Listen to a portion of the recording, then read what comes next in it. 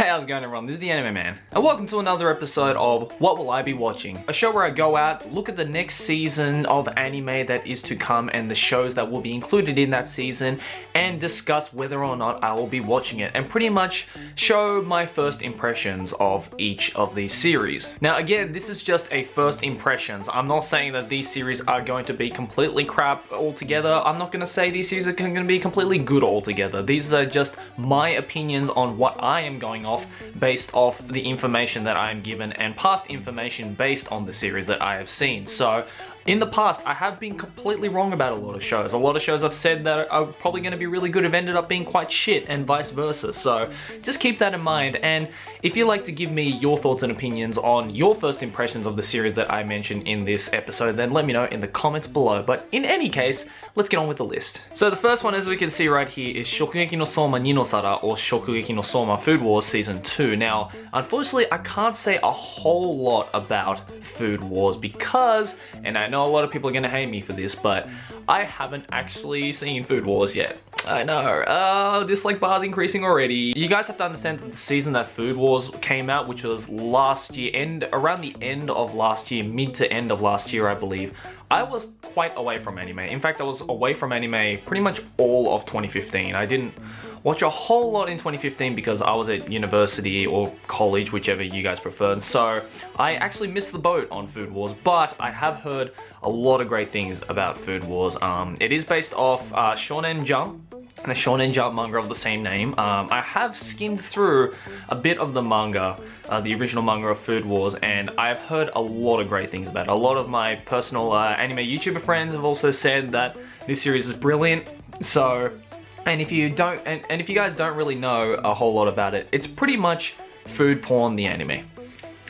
Yeah, already sounds great, right? So if you like your Shonen Jump ecchi school shonen kind of series, then I think this one is really going to hit home for you guys. I know a lot of Food Wars fans are pretty hyped about this series for this season, and so now that I know that a season 2 is out, I really want to go back and watch season 1 and then come back to season 2, and hopefully I'll be able to watch it in time for me to give a proper, review and analysis in the seasonal roundup to come. So Food Wars fans, prepare your assholes. We have another JC Stuff anime right here called Taboo Tattoo. So let's read the synopsis. Seigi, a martial arts trained middle schooler, often feels driven to protect the weaker people around him. One day he defends a homeless man against some punks, and the man gives him a strange tattoo on his palm in return.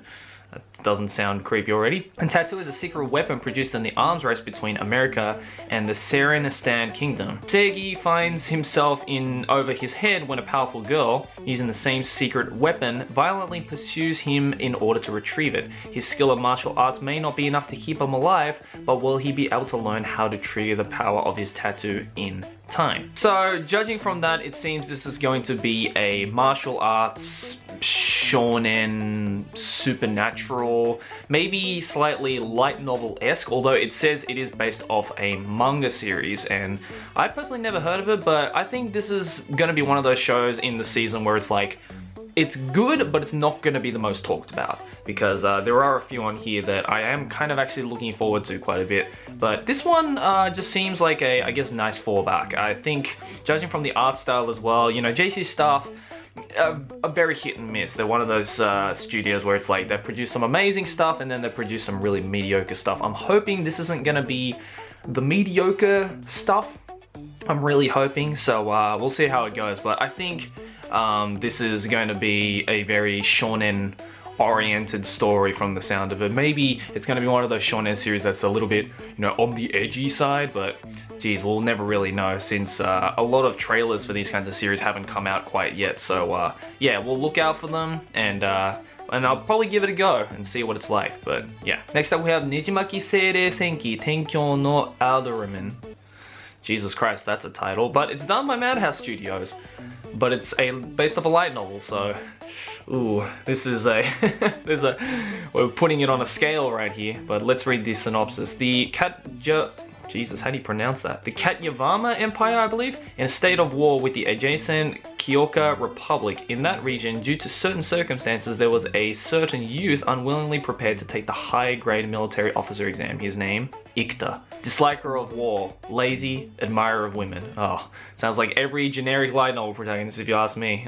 Let's hope he's not fucking dense either. No one predicted that kind of Ikta would later on become a soldier, referred to even as a great commander. Ooh. Ikta, the one who survived a world embroiled in war with his superior genius. The curtain is raised at last on a splendid fantasy military history illustrating his story and dramatic life. Now, again, I don't want to be too quick to judge, but sounds like your generic light novel, if you ask me. It says admirer of women, so I guess Ikta is going to be one of those protagonists where he's not going to be on the Ichika side of the spectrum, but more on the Issei side of the spectrum. And it seems that Madhouse is finally falling into the light novel industry, so that's neat. I mean, I can't really blame that Madhouse are going more for light novel stuff, considering that they did No Game No Life, and that was probably one of the more decent light novel adaptations, and so you can't really go too wrong with Madhouse, although last season they didn't really end it strongly. But again, I don't really want to be too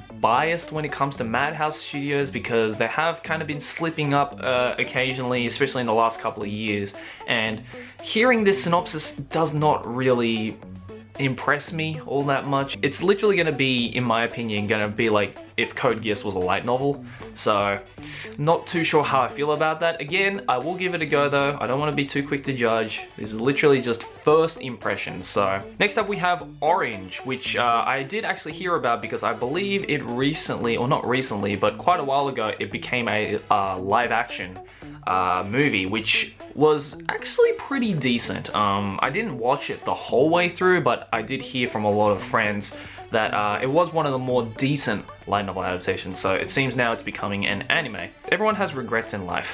Yeah, we sure do. So who wouldn't take the chance to change the past if given the opportunity?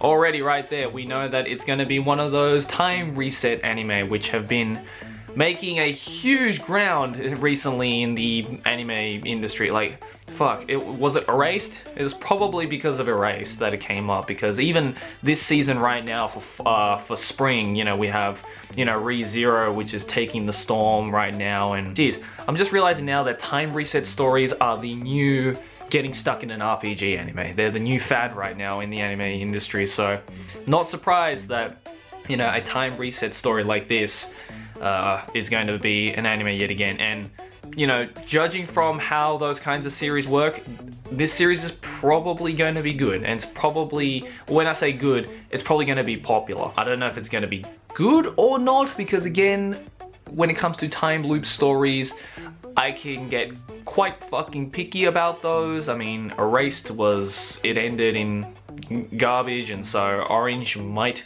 end up in garbage. ReZero is looking good so far, but again, too quick to say. When 16-year-old Takamiya Naho receives a mysterious letter claiming to be from her 27-year-old self, her life is suddenly thrown into flux. The letter informs her that a new transfer student by the name of Naruse Kakeru will be joining her class, and to keep her eye on him, what is Naho to make of the letter's contents and its cryptic warning? So I have a feeling, just from reading that synopsis, this has more of a, I guess, Suzumiya Haruhi vibe to it. It's not going to be like a extremely fantasy-esque story. It's going to be like a fantasy within a school setting. So, you know, series like Suzumiya Haruhi and Kokoro Connect, and like a lot more of that drama kind of stuff, because I believe this is based, and correct me if I'm wrong, I believe this is based off a shoujo manga. And also I'm kind of interested because the anime is going to be done by Telecom Animation Film and TMS Entertainment, which I don't think I've ever heard of. I mean, I have heard of TMS Entertainment. They did like a few, you know, shorter stories, and also I think they did quite a few major ones too. Like I think they did Yowamushi Pedal and D.Gray-man, if I'm not mistaken. But in any case, Telecom Entertainment, never heard of them, so I guess they're doing stuff with TMS Entertainment. Can't really say a whole lot about TMS Entertainment, since, you know, they're just one of those average, you know, and they're just one of those average animation producers. So me personally, I think I'm gonna like this, but again, I may be completely wrong, I may be completely right. We really won't know, so I guess look out for that. Next up we have ReLIFE, which is a it says here it's based off a digital manga, so I think this is one of the first of its kind, unless you count One Punch Man, which was originally a digital manga, but I digress. The story follows Kaizaki Arata, a 27-year-old jobless man who fails at every job interview he had after quitting his last company. His life changes after he met Yoake Ryo of the ReLIFE Research Institute, who offers him a drug that can change his appearance to 17 years old and become a subject in an experiment. For fuck's sake. This is literally Erased. This is the concept of Erased. Like, oh my god. 2 anime already based off time loops.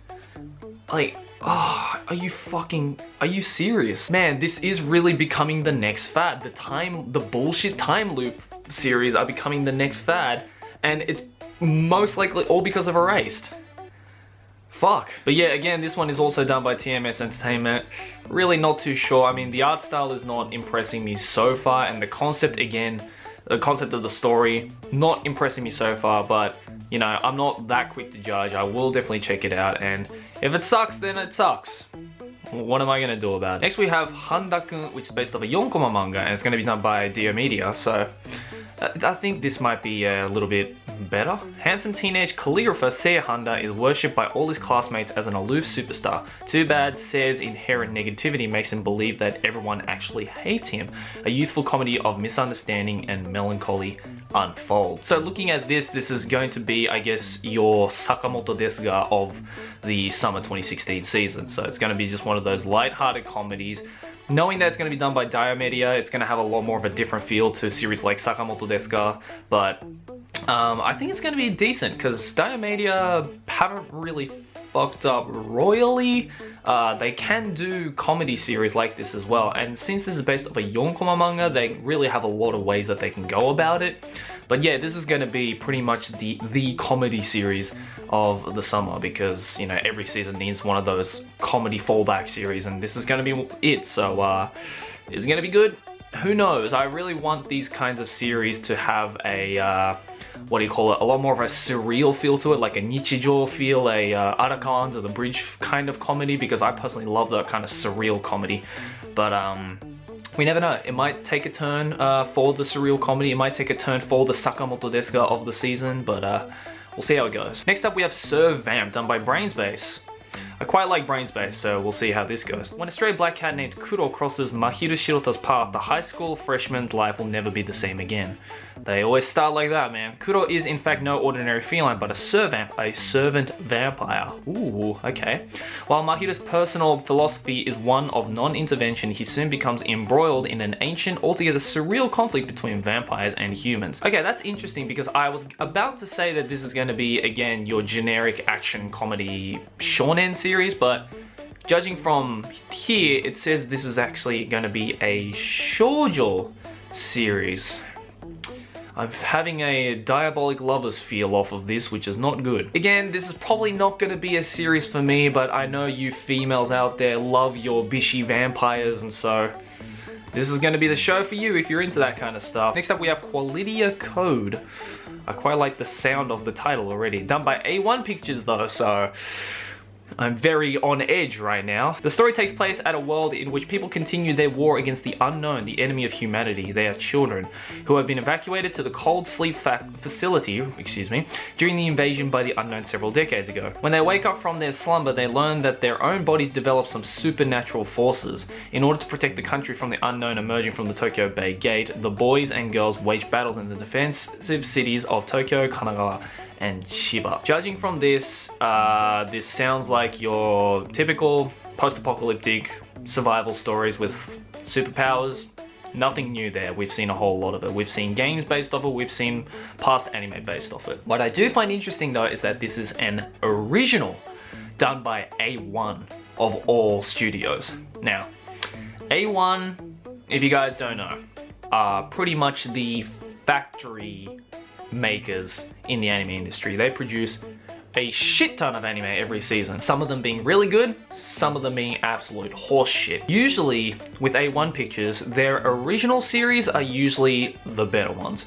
We got shows like Anohana, Tsuritama, and Aldnoah Zero, which have been the more decent shows, I like to say, within the huge library of A1 Pictures. And so I am kind of interested with this series because if we have anything to go off of with that, and judging from the fact that it is a post-apocalyptic series, which I am usually quite a sucker for, this might be pretty good. The art style, just from looking at that, looks fairly decent. It does kind of look like your generic light novel adaptation, but again, it says it's an original. The concept, again, isn't the newest thing in the world, but it's also not the most boring thing in the world. So yeah, I am quite interested to see what this is like. It might end up being absolute horse shit, but knowing A1 Pictures, at least it's gonna look good, am I right? Alright, next up is quickly D.Gray-man Hallow.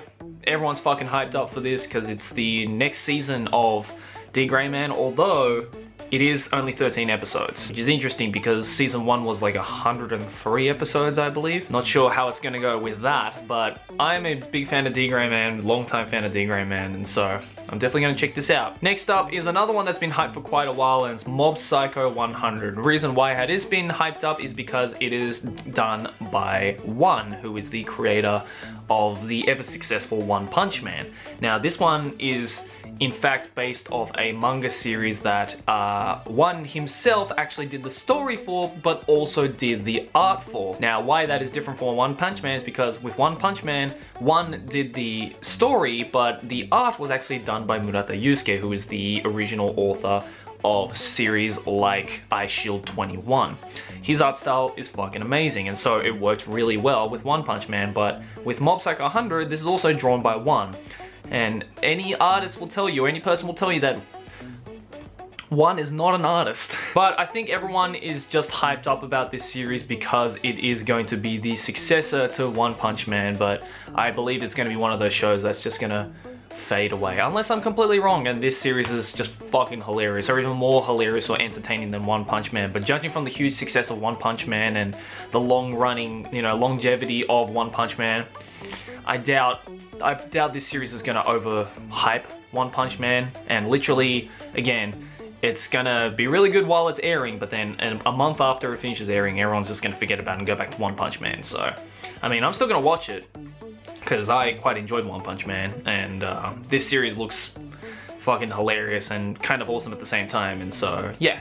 I'm definitely gonna check this out though. Next up we have Masou Gakuen HxH. Now, before I get on to anything, kind of a rip-off title of High School DD much? Now, honestly, I don't even have to read the synopsis of this show because there are a few things, some context clues that I can go off, which is going to tell you why this show is going to be fucking horseshit. First of all, it is done by Production IMS, who has done some incredibly amazing shows in the past, like Data Live Season 2 and 100. Already a good start. Also, it is a light novel series. Of course it's a fucking light novel series, look at the title. And that art style and those costumes and everything, yeah, that's literally Data Live. It's literally Data Live. So it's gonna be one of your, 100 situations where it's like, grab all the cliches from every fucking action, comedy, ecchi, fantasy, romance, school, light novel series. Just mash all those cliches into one and just give it a catchy sounding light novel name. Why do they do this? So yeah, I'm gonna watch it again because, I like to give everything a fair chance. But first impressions is this show is gonna be shit. Next up we have 91 Days, which I think, just from the sounds of it, is probably going to be one of the most interesting series. But then again, I am quite a sucker for those drama, mystery kind of shows. But the time is 1920, 5 years after national prohibition law, took place at a city called Laurel in the United States. Ooh, it's based off the United States. Main character Avolio, not a US name, arrives to join the Vampirio family mafia undercover in order to seek revenge of killers who killed his parents and brother in this mafia. A killing starts kills. Revenge starts new revenge. A story of vengeance and sorrow starts now. See, already that sounds quite interesting. It's a gangster film. Well, not a film, but like a gangster series, and I'm quite a sucker for those gangster series and gangster films, and so it's gonna be drama, it's gonna be, I guess, like thriller. From the sound of it, the art style already looks quite appealing to me. I've never heard, though, of the production studio Shaka? How the fuck do you pronounce that? I think I'm going to enjoy this series. I do usually like these kinds of drama shows. But then again, it might just look good because it's next to Masou Gakuen HxH, so yeah, we'll see how it goes though. Alright, next up we have a show that I've been hyping for quite a while because I'm a fucking Key Studios fanboy, and that is Rewrite. The story will portray a 6th route left untold in the game, which will tell the story of that girl. Now, I'm a little bit worried about a few things. First of all, when they say the 6th route left untold in the story, does that mean they're only going to cover the 6th route, which is untold in the original game, or are they going to cover all 5 routes plus the 6th route? Because I would prefer the latter in that case. Because if not, then I have to go out and actually play the game. I mean, I'm probably going to do that regardless because it's Key Studios, but you know, it'd be nice to actually lay out the entirety of, you know, the routes plus a 6th route, because then it'll give us some kind of, you know, bonus to actually watch the anime and not just go out and play the game, which is probably going to be better. And also another thing that I'm a little bit worried about is that it's done by 8-bit studios. Now, in the past, Key Studio animations are usually done by Kyoto Animation, and they've always been amazing, except for a few of them. Little Busters and Angel Beats were not done by Kyoto Animation. They were done by different studios, but they weren't done by 8-bit. I'm a little bit worried that it's done by 8-bit because the things that 8-bit have done have been mediocre at best. So hopefully 8-bit steps up and actually keeps it quite, you know, loyal to the adaptation and keeps it loyal to the original work, because I heard, based off game reviews of the original Rewrite series, that the game is fucking amazing. So I am definitely gonna keep my eyes peeled for this one. I'm hoping it's good. Maeda Jun, don't fail me now. Next up we have a series that I know my buddy Einstein has been hyping for fucking forever, and that is Danganronpa 3, The End of Kibougamine Gakuen. Now what I kind of find interesting is that they skipped 2. So I have to go out and play 2 to understand 3, which is weird because hearing game reviews and also from what my buddy Einstein has told me, who is a huge fucking fan of Danganronpa, is that Danganronpa 2 was actually the best game out of 1 and 2, but they decided to adapt 1 instead, but not adapt 2, which to me is kind of strange, but whatever. But yeah, I did quite enjoy Danganronpa 1, and I actually am going to go out and play Danganronpa 2 for myself before this series comes out. So hopefully I'll be able to, you know, enjoy this. Hopefully this is going to be good. Seeing the huge hype of Danganronpa, especially here in Japan, you know, everyone is fucking hyped for this, and the first season of the anime I actually quite enjoyed. I know a lot of people said that, like, oh, you need to play the game instead. I did play the game, and I found them both equally enjoyable, so I think Danganronpa 3 is going to be pretty fucking good, so I know Danganronpa fans are hyped for that. Next up we have Berserk 2016, so I guess this is going to be the remake? Or is it just going to go off where it continued from the original Berserk series? I actually have no fucking clue, but I know for a fact that it's Berserk, but apparently from what I heard, it's all 3D animation, which has left a lot of people quite pissed off, because the original Berserk series is fucking amazing, and the original manga series is so fucking good. But, you know, I can understand why a lot of people are quite pissed off about the fact that it is 3D. So I'm gonna check it out, give it a go, but man, it's gonna be quite shaky, I believe. Next up we have a Feel Studio series called Kono Bijutsubu ni wa Mondai ga aru. The story focuses on an art club in a certain middle school and its members, Subaru Uchimaki, who is a genius at drawing faces but only wants to draw the perfect 2D wife, Colette, a rich troublemaker who never stops making mischief, and the club president, who sleeps through sessions and collects sleeping aids. Mizuki Usami is the only person in the club who wants to do art club-like activities and constantly struggles to do so. Okay, just hearing that, it's going to be your typical high school slice of life moe bomb series, which there have been some good ones in the past, I will admit. There have been some pretty funny ones as well in the past of this kind of nature, where it's like following the students, you know, club activities and slice of life, and you know, it's pretty much going to appeal to all the moe bomb fans, which, you know, there are a lot of. I will admit I am quite a big fan of those kinds of shows, although they are quite a bit of a hit and miss.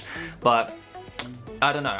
I'll honestly have no idea what the show is going to be like until I start watching it. Next up we have New Game, which I have actually read the manga of because for some odd reason, it is so popular in Japan right now. Like when I went to an anime in Ikebukuro a few days ago, there was just a shelf dedicated to this series, and I actually read the first chapter, and I can tell you right now, it's fucking boring. I don't know how they can make it any more interesting in an anime context, considering nothing really fucking happens in the series. Like even out of slice of life anime, nothing happens. So we'll see how it goes. I'll give it a go, but I'm not expecting a whole lot from this. Next up we have Fukigen the Mononokean, which I'm already quite interested in because it's done by a studio called Pierrot Plus. Is that different? Is that like a third party to Pierrot? Is it like a Gainax Trigger situation? Who the fuck knows? Ashiya has spent the first 7 days of high school stuck in the infirmary because of a Mononoke attaching itself to him. He ends up asking the owner of a small tea room, Mononokean, for help. A series of mysterious stories involving the very morose, I'm sorry I can't pronounce that, owner of Mononokean, who guides Mononoke to pass on to the next world. With these kinds of like supernatural shonen series, it's a very, very big hit and a miss, but especially during the recent couple of years, there have been some big misses. So yeah, I'm probably not gonna enjoy this. So moving on. Next up we have Saiki Kusuo no Sai Nan.